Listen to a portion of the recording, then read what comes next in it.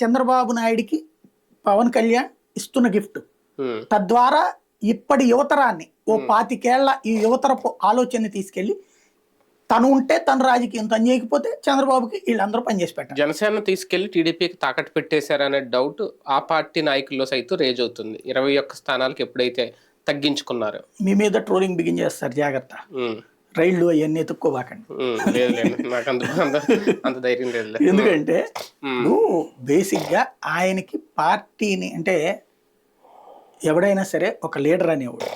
ఇప్పుడు సోనియా గాంధీ తీసుకెళ్లి జైల్లో పడేపించింది. ఫస్ట్ బాగానే ఉన్నాడుగా జగన్. వాళ్ళ నాన్న చనిపోయాడు అకస్మాత్తుగా. చచ్చిపోయిన తర్వాత మిగతా పార్టీ వాళ్ళందరూ ఈ కుర్రోని సీఎం చేయమని అన్నాడు. వెంటనే అతను సైకలాజికల్ గా నేను సీఎం అనే ఫీలింగ్ వచ్చింది.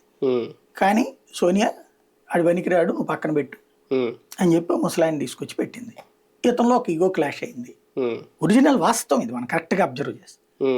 అంతకుముందు ఉండకపోవచ్చు నేరేషన్, నేను సీఎం అవుతానని అతనికి ఉండడం. బట్ ఎప్పుడైతే నన్ను ఇంతమంది ఎమ్మెల్యేలు ఆదరిస్తుంటే మధ్యలో తీసుకొచ్చి పెద్దగా పట్టించుకొని రోసీకి ఎట్లిస్తారన్నట్టు ఫీలింగ్ వచ్చింది.